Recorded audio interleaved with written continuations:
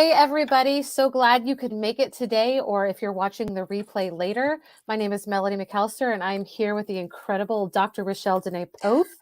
And we are so glad. It's been a while since we've been together. So, Rachelle, how are you doing? It's good to see you. I know it's good to see you as well. It has been a while. I can't remember. Maybe not too long. Maybe just like it feels like a long time, but maybe like 2 weeks. But it's good to see you. It's good to be back and on a special day. Although at first I was like, yeah, it's Friday. And then I went, nope, it's Thursday. But it's okay because we have a really great, I would say, lineup. We got a lineup today. We do. We have a a lineup great today. lineup today. And I can't wait for this. I've been waiting for this conversation for a while, all week, just thinking about it. So I'm excited. It's good to see you. I can't wait to see who joins us today because saw a lot of excitement being shared on Twitter. Hey, Alice, and about this topic. So if people aren't joining in live, then they can check out the recording. And I told her that. I said her hair looks awesome. They can check out the podcast when I download it, since I've been doing that with a lot of our episodes. So I love it. I love it. I love that you're doing that. And it's funny because, we're changing it up a little. We're doing it on a different day today, a Thursday. So we won't be tomorrow. And we do have a couple of guests today that are amazing that we've had on our show before. And so I'm looking forward to bringing them up. But before that, we always like to start our show with some shout outs. Do you have any I want to give a shout out to Alice. Thank you, Alice. It's been great. We've got to collaborate a lot lately. Thanks for the hair compliments. oh my gosh. Hey, Alice. Yes. Okay. Well, I have two shout outs. I want to Okay. give a shout out to Eddie Campos and Barbara Gruner. They joined me last night on a broadcast that it was my heart. I put it up there to see if anybody would come join me, and those two did. And I'm so happy we're going to actually collaborate again next week. So Barbara and Eddie, if you're watching this, and Sarah, Dr. Sarah Thomas, thank you for joining us too. And a couple of other friends. Thank you all. You guys get love big time. All right. I like Thursday. So I have two shout outs. The first one to Melissa Hayes, because she is just the sweetest and sent a lovely random acts of kindness package that I feel so bad for her. It went back to her house like 3 times because of the address, but I finally got it. And she had some things in it that her students had made, like they drew and made a bookmark. It was just awesome. Aww. It was just such a nice thing to receive. And she's so kind. She's an amazing educator. And then the second one is to anybody who helped today. My high school, Riverview, and another local high school, Springdale, did this food drive, and they gathered. It was like a competition between the two schools. So today they gathered and they were going to take all the food, and news came in, and Tom Hanks is in town filming. That's right. Yeah, he was actually in our town where our school is. And so they came and asked me if I would put a tweet out there to see if I could get him to come to the school and get a picture with them. So I was asking my network to share the tweet, but also to share the work that the students were doing. So if you check my feed, you'll see the pictures of the kids from both schools, and there was so much food collected. So my shout out goes out to Michelle Walsh and all of the kids from Riverview and Springdale and everybody who helped with that. So it was awesome. So that's great. Those are my shout outs. Yeah, it was really nice. You walk into the school and there's just like food everywhere. It was fantastic. That is amazing. I will have to go to your Twitter and see. Hello, Jillian. Thank you for joining us. All right. Well, that's amazing. And I hope that Tom Hanks will give us a shout out as well, or give you a shout out, not me, but and give your school. That's amazing.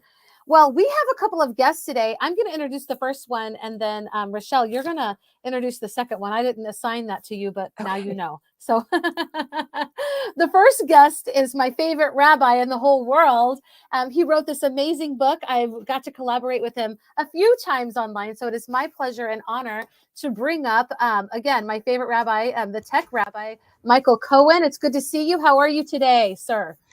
Doing well. Honored at all the fancy titles, but Mel's favorite rabbi on earth is definitely atop there.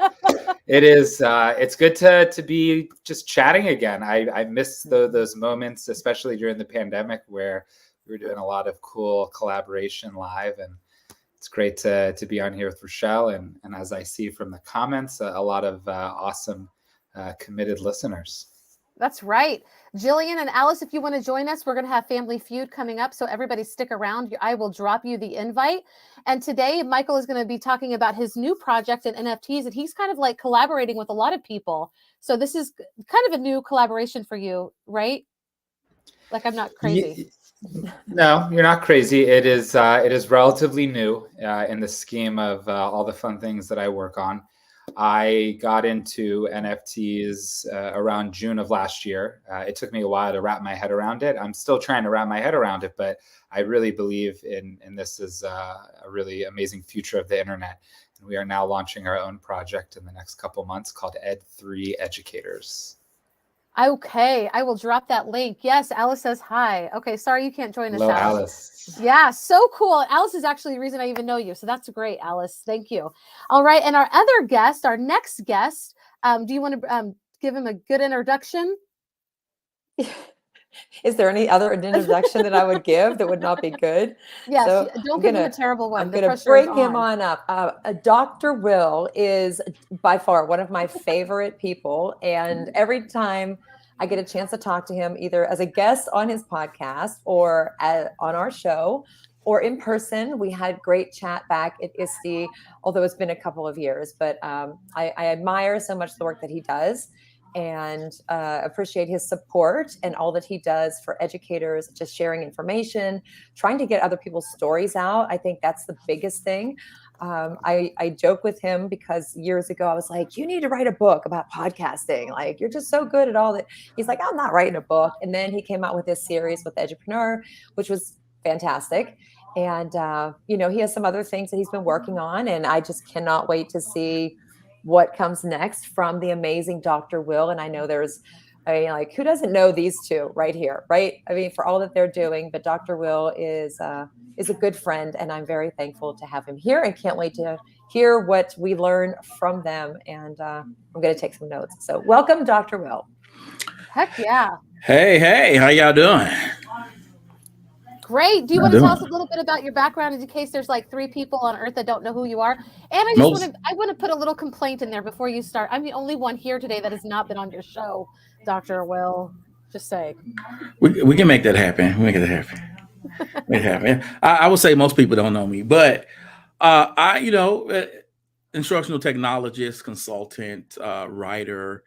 I got into financial literacy because I was broke and had, get those creditors calling and the letters in the mail. And, the wife led the charge, and we paid off everybody and started to bring in multiple streams of income and started to stack the cheese. And now I'm chilling, I'm living real nice right now. So it was just passion of mine because I've just seen so many people not understand what it means to their lives. And then in K through 12 school, because it's not mandated, you got kids graduating, learning about the Pythagorean theory, but they don't know how to budget.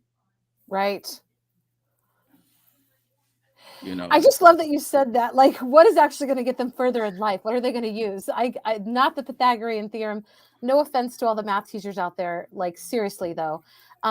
Yes, I love that. I love that. So today's going to be a pretty awesome show. We could talk about which one do we want to. I think I would like to talk about NFTs first, if that's okay, and then maybe how we can combine financial literacy. But y'all tell us about this. Why is it so hot right now, and what can we take away as educators? So NFTs is the National Foundation for teachers in education. What was NFT? The other one. The one that's hot. Right. I said the one that's hot. So we're going to talk about a little bit about NFTs. I think it ties in an awesome way to financial literacy. I'm a huge Dr. Will fan as well. I have been on his podcast, so I'm blessed for that. Some awesome conversation. It was one of those podcasts actually where it was like, we have to actually stop right now, not because we have to stop, but because people, like, who's going to listen to a 3-hour talk between Dr. Will and the Tech Rabbi? There might be some, maybe Melly, but I probably would. On speed, like 5. Oh yeah. I wonder what I sound like. Anyway, okay. So we're that was the shout out. After the shout outs, I just, I'm grateful to be here with all 3 of you because this is cool. So NFTs is this buzz that if you heard it from one of your students, you heard it from, your media of choice, it's this JPEG that's going for millions of dollars. Like anytime I was just on a panel earlier with some professors, some higher ed conversations, like, and those pixels that are $1 million. It's like, okay, there's like 5 or 6 of those, maybe like real 10. dollars, like real $1 million. Yes, there have been NFTs that have sold for tens of millions of dollars. Now, I don't want to get into the weeds of how and why, but just know that there are some people that have been a part of the crypto world for many years. And when you were buying Bitcoin and Ethereum at like $1, $2 a coin, so now that it's worth like, you know, 3,000 for Ethereum, 40,000 for Bitcoin, the numbers don't actually match up to like what was spent initially and what it exists today. But I think that when we talk about NFTs and education, I don't want to get distracted by those kind of like glitz and glamour stories, because there's so much more to the space than that. And, you know, just like there's Gucci, you know, there's Lamborghini, there's also like, you know, a really nice Toyota Camry and, you know, a really nice, you know, pair of dad jeans, right? Like there's more to life than just the high end stuff. And I think that the NFT, like that's what's media worthy, buzzworthy. But what I'm excited about with NFTs is as follows. You know, an NFT, I was asked at South by Southwest, what is an NFT? If could you explain it to my 5-year-old and explain it to my grandmother? I was like, no pressure. This was in front of like 200 people. So explaining to a 5-year-old, what's an NFT? It's like your Pokemon card, but everybody gets to know that you have this Pokemon card. And that's important for kids. Like they collect something they care about, but other people get to know, other people are excited for them. And for the grandma, it's like a Costco membership, but you actually want to hang out with the people in line, which we know no one wants to do that. You're like in Costco out, like, don't talk to me, but like you want to. So NFTs is this piece of technology that right now it's a JPEG, and it's really a visual membership card that says I'm part of this community and I get access to certain opportunities, certain experiences. And people could be excited that I'm a part of this. People would want to then be a part of it because it has that value, like a Pokemon card, let's say. But the beauty of it is that it's empowering artists in a way that I haven't seen. And as an artist and a designer, I struggled with as a young artist. It empowers them, gives them opportunity, but it really is about building community and opportunity and access through the internet for both digital and real life experiences. But just it's tech that is verifiable. It's super quick. Oh, you have this, it's true, it's authentic, you get to go here. Oh, you don't want it anymore, you can sell it to your friend. Now they get it right away. There's no delay, there's no pause, there's no like, oh, your membership didn't go through. It automates the process a lot faster. But I think we want to stop focusing so much on the JPEGs and focus on the community and the experience that's been being built out. Now, what could this do for education? We'll get into, I think, a little bit later. But I think right now that's like kind of NFTs 101 that still leaves people a little confused, but maybe curious. And now maybe we can hear a little bit about some financial literacy from Dr. Will. Yeah. Well, wait. Before we get to the financial Whoa. Sorry, It wasn't so clear. You're like good to go. I didn't do it. Okay. All right. No, we're gonna talk about, we're gonna get it but just for the people that this is super new, and I'm one of those people.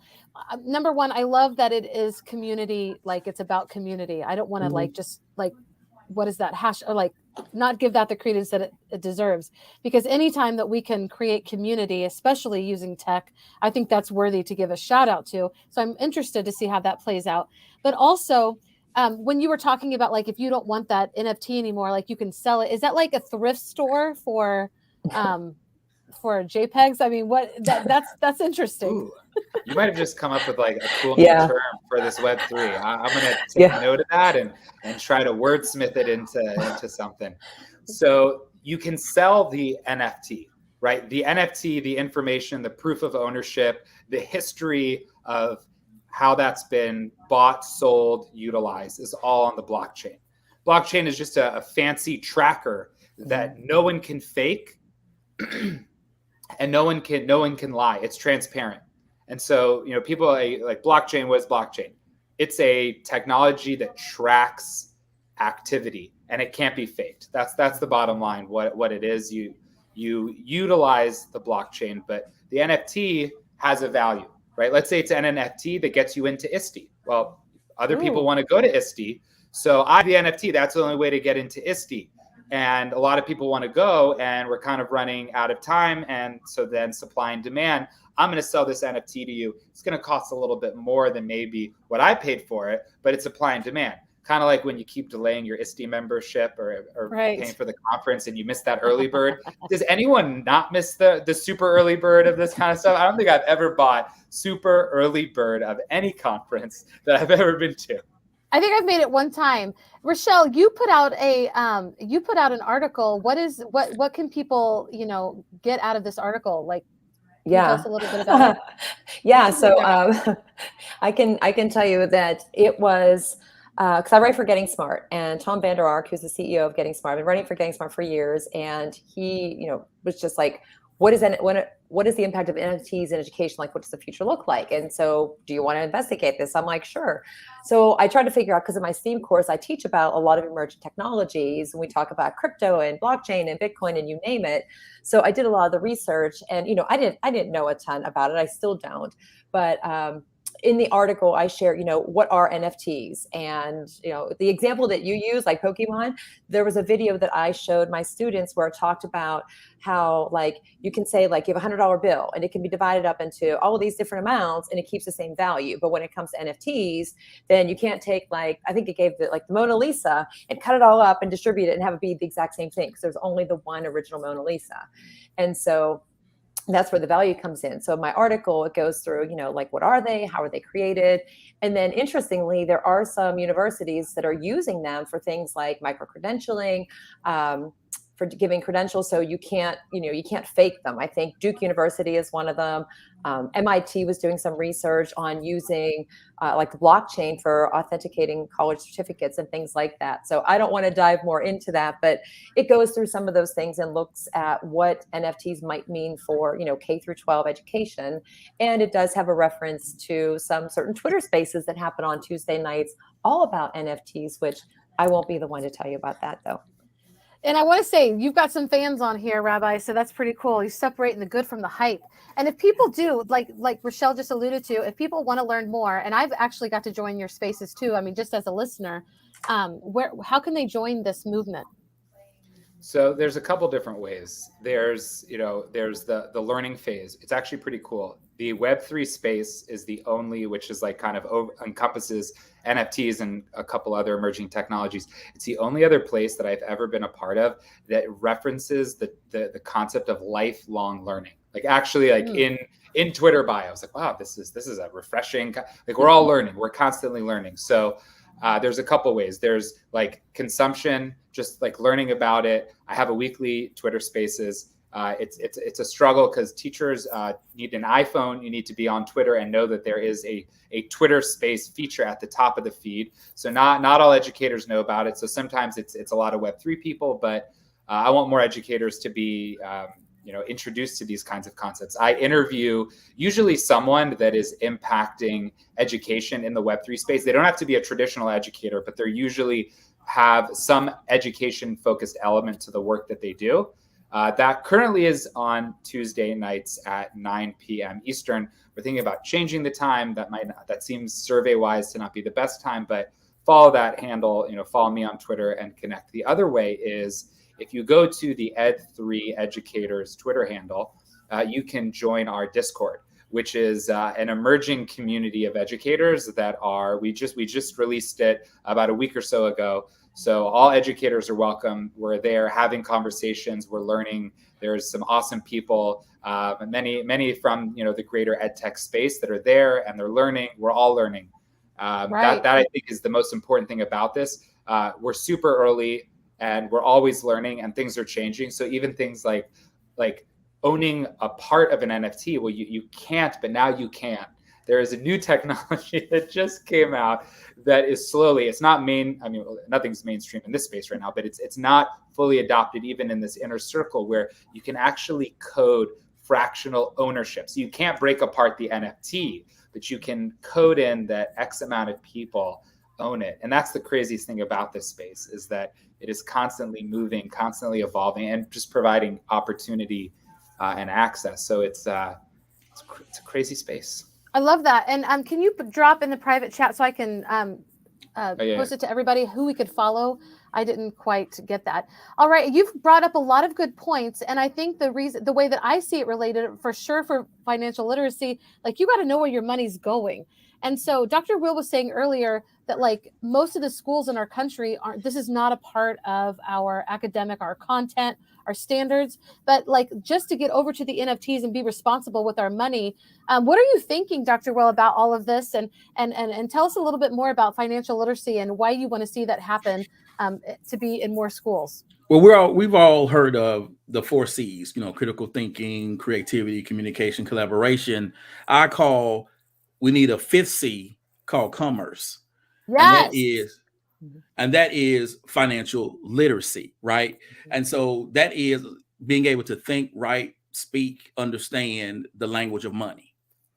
And a lot of times people get caught up in the whole idea of, it's just a budgeting. I got to, restrict myself. And though budgeting and saving and investing is a part of it, but when you really, broaden it up, we're talking about kids understanding career opportunities. What are certain jobs and their salaries, right?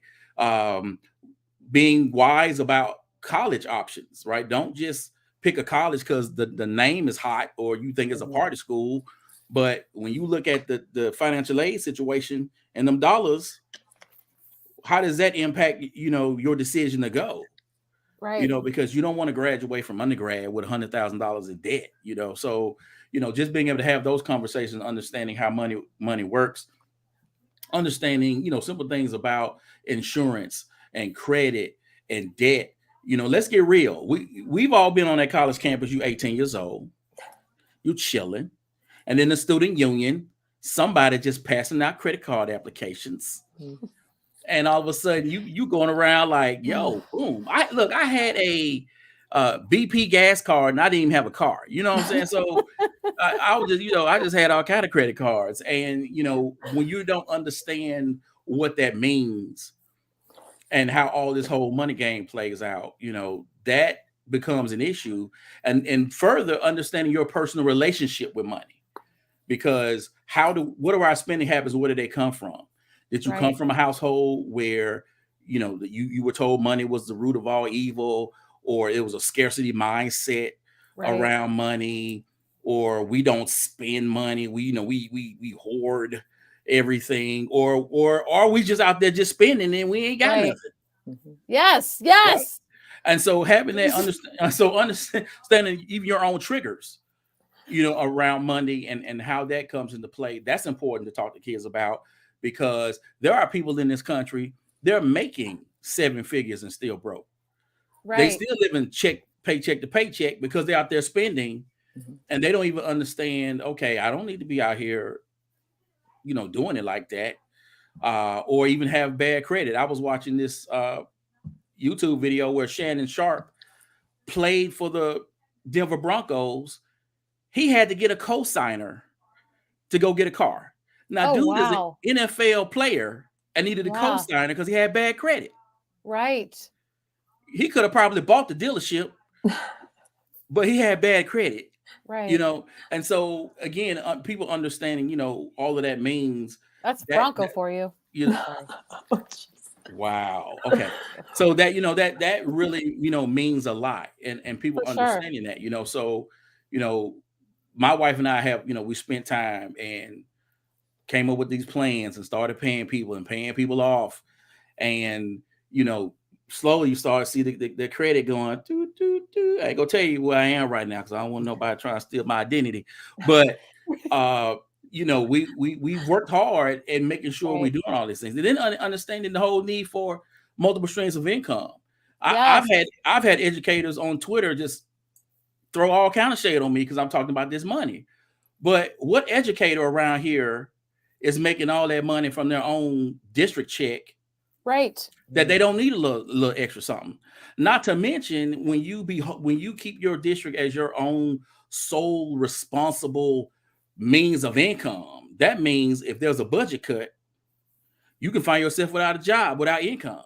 That's right. Right. So, even understanding like, okay, while I'm stacking my cheese and I'm making sure I'm paying my bills on time, and I'm doing all these things to make sure my credit up there, and I'm looking at my ratio, my debt to income ratio, and my spending on my credit, right? So you don't want your on your credit report, your debt to oversee 30%. Really, let's get it down to 15 if we can. But you want to, make sure all that is golden, because again, you want for me, you just want to be comfortable. Like everyone, it's personal finance for a reason. Everyone has to have their own personal reasons, their own personal goals for their money, and what they're doing and why they're doing it, and all of those things. But just staying on top of everything and being comfortable so you can have a good sleep at night. And not wondering like, oh my gosh, man, my car just broke down. What am I going to do? Just not having having that worry. And then again, when you trickle down into the schools and kids not understanding what's going on, in 2019, FDIC did a survey. 71 million Americans are unbanked, which means they don't have a bank account. Wow. Oh, wow. Right. So these are people who are going to cash checking places to cash their checks. Those people ain't doing that out of beautifulness of their heart. They're charging them a fee to do that. Right. Oh yeah. Right. So you're not bringing home the whole check. Nope. You're not stacking that much cheese. Yeah, you That's sure, right. Here's the thing, and I don't understand is how you would get shade because you want people to get paid what they're worth. That's ridiculous. He does get shade though. Like I've seen it. But I mean, in social posts, not to cut anybody off, but like educators to one another in these different networks sometimes are not that kind. And it's you can have a difference of opinion, but it's how you express that opinion. But I have seen some different posts, and Dr. Will is very forthcoming and transparent when it comes to that. Like if you're doing the work, then you got to get paid because you got to stack that cheese. So bravo to you for doing that. And he lifts people up. So I hate that. Yeah, but keep going. I'm sorry. Just had to say that. We just need to do it in schools so that kids understand, what does money really mean? And, the Tech Rabbi was talking about, how all this thing started happening on the web. We got fintech companies out here where people are now starting to join Ally or other companies where they don't have a physical bank anymore. They're doing all of their banking online, and we can do so much online with money now. And I just think that we owe it to our students to truly understand, because, I mean, think about this. You're 18 years old, you're in high school, and your parents, they could still be taking care of you. 4 months later, you're in college. You could have some parents say, "Look, you're on your own, buddy." And what are you going to do then when you don't even know how to cash a check, or you don't even know how to open up a checking account? You don't know how to deal with again your credit and what does that mean? Because some people get caught up with, okay, now that minimum payment is $29. Now I can pay $29 every month. I can do that. But you know what I'm saying? You keep on spending. I do know what you're saying. The 29 becomes 59, and that becomes 79. And then 109. And 109, right? 129. Yeah. And that's right. And so I try to tell people, cash is king, but credit is queen. Hello. Well, and Rabbi, can people really, and especially young people, can they really have a full grasp on NFTs without a really full grasp of financial literacy? Because you have that supply and demand and just the importance of everything. What do you think about that? I think the financial literacy piece is critical. It's about understanding money. It's about understanding how to make intelligent decisions, that if you are engaged in a high risk asset, because you have the FOMO, the fear of missing out, you think you're going to take your $1,000 that really is like your food and rent money for the month, and you're going to quickly turn that into like $20,000 because you see other people on the internet doing that. That's a horrible decision. So I think it's about understanding how money works, understanding savings, understanding proper investing. And then NFTs is like, it's definitely a fun technology, but I'm sad to see a lot of people that are they did this with crypto in 2017. taken out. Right now, it's almost impossible to for most credit card companies to let you try, swipe to buy crypto, because that's what they were doing in 2017. They were buying Bitcoin at $20,000, and then when that thing dropped to $3,000 a coin, they're carrying the bag on that 17,000, which they'll never be able to pay back, because they didn't even have the money in the first place. So you got to start with the 101. I think the Web3 is 3 for a reason. It's 301. It's like graduate level work, right? You gotta have the ABCs and the 1, 2, 3s before you start getting into the 001s and the crypto and the Bitcoin. But I think also just education wise, there's a movement for technical students, for art students to like be part of this, besides as collectors. I don't call them investors, because that's a scary SEC line. You're a collector like a baseball card. You're not an investor in baseball cards. But the empowerment I see right now with creation for students is like that's my jam right now. Working with students right now, building out NFT projects that hopefully we'll see launch soon. Yeah. Wow. And I'm just curious, like, and I know we have to play our game. We don't have to play our game. This is a really good conversation. I'm like, I'm up whatever you guys want to do. But like, are you seeing young women be a part of this movement too, the NFTs, and even part of the financial literacy? Because I feel like we're often forgotten, and then we're the gender that seems to be wanting other to depend on. We're still part of that in society where the man does a lot of this. I'm guilty of that. My husband does all of our budgeting. Like, I'm a beginner, like, in a lot of this. So what are you guys seeing on that front? Are a lot of young women participating? You want to go first, Dr. Well? Oh, you can go there. Okay. So it's interesting. On the way home, I now have a commute in Miami. I didn't have in LA, so I was I have my talk radio is Twitter Spaces.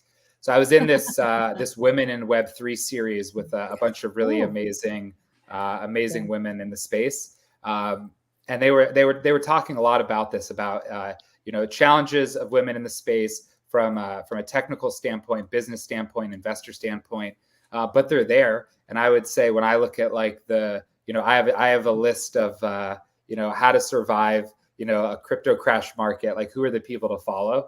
And there's just as many women on that as there are men. One of the critiques, though, as I left that space to get ready for here, I just had Twitter open and I saw this amazing designer, woman of color. She made a comment. It was implied without stating it. Amazing to see women being empowered in the NFT space, but where is the diversity? So I think that there's also a conversation that, while it is exciting for me to see so many people that are feeling liberated and empowered in this space, and the diversity is more than any tech space I've ever seen, there's a lot of work to do to support women of color, people of color, and together, like, Web3 is going to move this in a really into a new frontier. But there's still a lot of white tech bros, and the Tech Rabbi doesn't get to be in the tech bro club, so I'm kind of in this like weird purgatory of like, not a tech bro, but it needs to evolve. And I think that like the Web 2, the startups, the VC, that is predominantly white men, and this space is different. So I'm hopeful. That's awesome. Thank you for that. Yeah, I was just gonna say, I was wondering if that's the one you were gonna say listen to, because I looked at spaces too to see if anything was going on. And I saw that one. I was like, oh, this is great. And I listened to it, but I only had about like 10 minutes or so to listen to it. But I did catch part of that conversation. It was nice to see that. Like, I was glad to see that space. And I love listening in on those conversations. So, okay, listening lips are on. Well, yeah, there are a growing number of women and women of color getting into the financial education space and becoming certified financial planners and talking about money, because let's be real. As long as you walk this earth, you're going to be dealing with money, and being able to, again, understand your personal relationship with it. And that's the real key. Like, people have triggers with money. And because, there was a time in my life where I grew up broke, so I spent. When I got a little something, I said, well, hey, I'm going to enjoy myself. I'm going to do a little something. But that got me in trouble. And then I got broke again. And so now I I do a little something with spending, but I'm not out here getting crazy. Like I did not even buy myself a Magic Keyboard during the Christmas break because it was $170. I want me a Magic Keyboard so badly, but I said I cannot spend $170. So now I'm like, okay, how I'm going to operate, because I'm in a situation where I do not want to need money and don't have it. And I have to watch the triggers of it as to not just hold on to it to where I don't enjoy my life, while I'm here.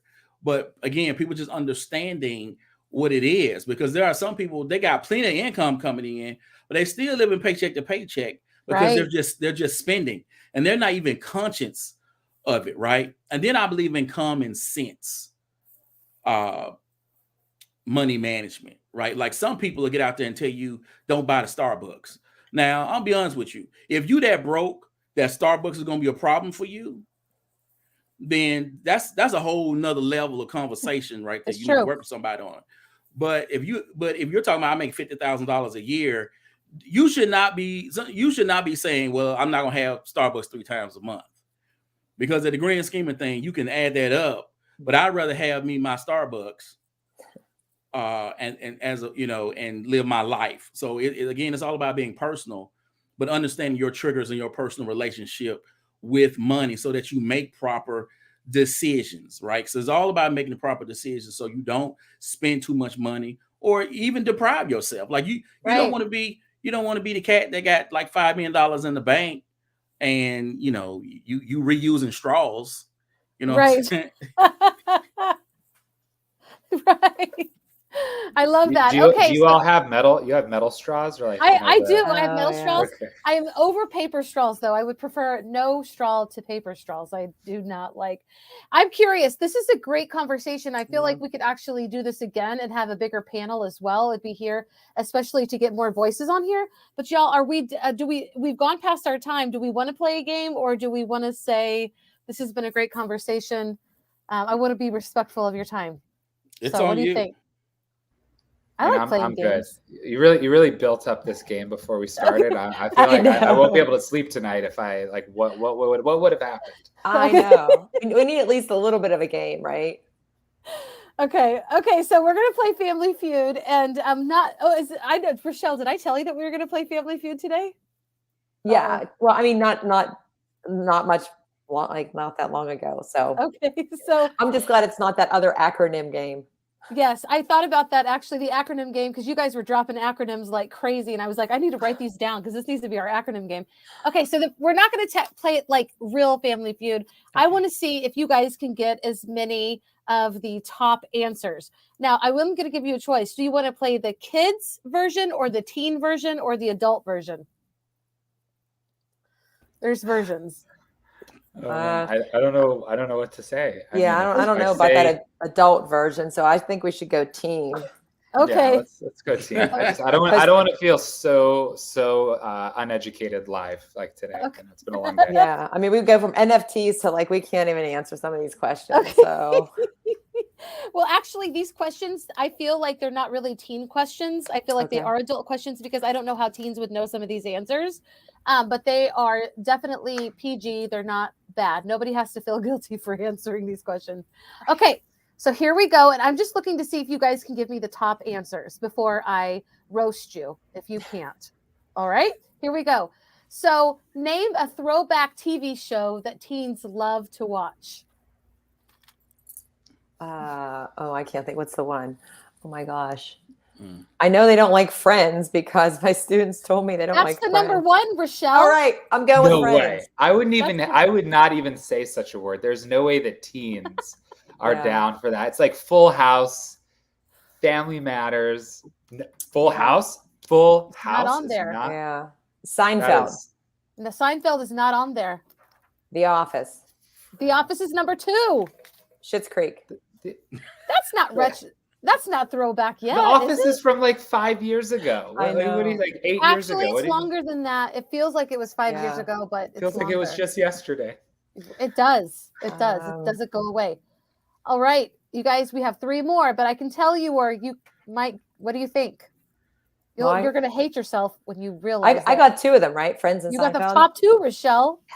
Finally, I, I'm like, I do guess something 2, right. and they weren't even there. I don't even know what to do now. You're younger though, so I Yeah. don't know. Like Oh, is this ageism here? You're like, you're Maybe judging a Oh, little The bit. my Simpsons. youth?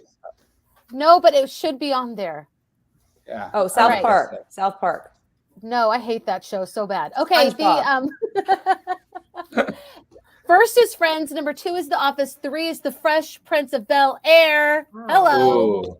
And the Yeah. last 2, I That's- don't give anything about One Tree Hill and Gossip Girl. Whatever. I I've would never done it. those words have never come out of my mouth. Like I Me neither. Never. Okay, but nothing.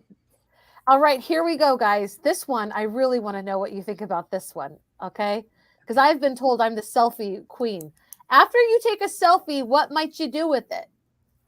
Post it on the internet. Share it. How? Come on, let's be, of course, Twitter? post it on Snapchat it. the- Okay, Rochelle. Send it over fax. Copy it. No, I'm kidding. Like edit it. Okay, very good. So add a filter. I'm going to say that's number 2. Post it to your feed, which you said, one of you said, that's number 4. Somebody said to the internet. Retake it Yes. 5 times. Yeah, Retake that's it. nice. Delete it and take it again is number 5. Wow. Add it to your story is number 1. Hmm. You guys did okay on that one. Oh, Instagram. Marianne Yes. said delete it. Delete it is number 5. All right. Send it to a friend. We didn't say send it to a friend. Why would I send a selfie to my friend? I don't know. I'm going to Maybe- send one to you right now, Mel. Okay. All right. I like this question. I feel, Dr. Will, I want to hear from you especially. What's something you would do when you wake up in the morning? But think about this is teen version. Tape version. I don't know. Grab your phone. Yes, that's number Oh 1. my gosh. Before you brush your teeth, check your phone. Yes. Check your phone is number 1. And brush your teeth is not on there. Because they don't brush their teeth. Make That's the it. coffee. That is also not on there. Get This dressed. is teen. What did you say? Pick your outfit. Get dressed is number 5. Okay. Wow. Take a picture of your clothes. Watch Eat TV. breakfast. Eat breakfast is number 4. So we have check your phone, number 1. Eat breakfast, get dressed. We have 2 in the middle. Most of us do the number 2, though. I mean, Do mean- the number 2? Are we Well, like is that that's number actually 2? number 3. Go to the bathroom. Okay. So- We're getting there. Number 2 is number 3. All right. Number I two. thought you said this was PG, Mel. You said it was PG. Oh, everybody goes number 2. Don't you know? It is. Let's see. Oh my gosh. I love that, Marianne. Did you post these already? I did, Stretch- yeah. Yeah. I don't know any teen that stretches, but I will say hit snooze. I just shared a room with Alice Keeler last week, and that woman can hit a snooze at 4 o'clock in the morning. And I'm going to tell you something that can do something to a person. Okay, all I'm saying. Okay, what did you? One more. Okay, one more. Yeah, you guys up for one more? Yeah. Okay. Okay. Let's go on with the kind of techie. Name a reason you might not respond to a text. You don't want to? Yes. I don't want to talk to that person. That's number 5. Don't want to talk to them is number 5. Yeah, you didn't get it? That's not Not on even there. there. No. What? You don't think it's important enough to respond to? That's kind of you don't answer. Because you blocked them. That's like number 5 all over. Like, don't want to talk to them. Okay. Yeah.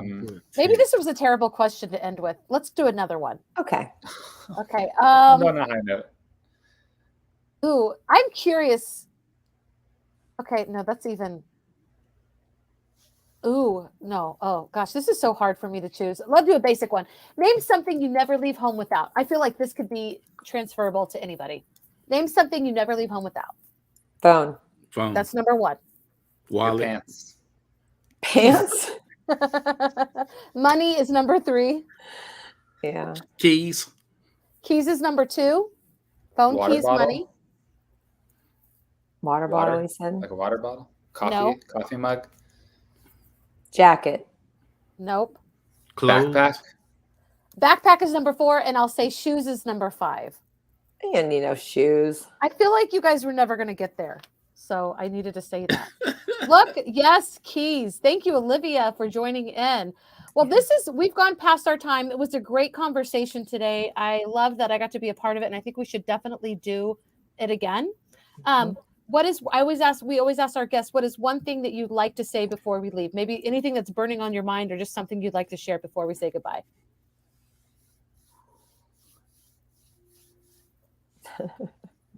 Join us. Yeah, join us. Join the NFT movement, join the financial literacy. I feel like these are 2 topics that are actually very meaningful to our young people, and maybe not so young people, that we need to know more about. So I appreciate that you both came. Rachelle, is there anything that you'd like to say before we go? No, but I read that, have a great weekend, and I was like, oh, it's the weekend. Then I remembered it's only Thursday. Right. So right. We won't see you tomorrow. No, but I will say, and here goes my voice. I will say I will be on Monday night with 4 of the contributors to my recent book. So if anybody's around on Monday and you want to hear from some other educators besides me, then by all means, please join us on Monday night. So that's awesome. it. And have a great weekend. Take some time Yes. to rest and read up on NFTs. Yes, learn more. And thank you, everybody, for watching, whether it's live or the replay. We appreciate you so much. Guys, don't drop off. You know, I still got to get my selfie before you say goodbye. We appreciate you, all of the educators, all the parents, everybody, you know, contributing to our amazing education system. We thank you. You're amazing. We'll see you next Monday. Bye.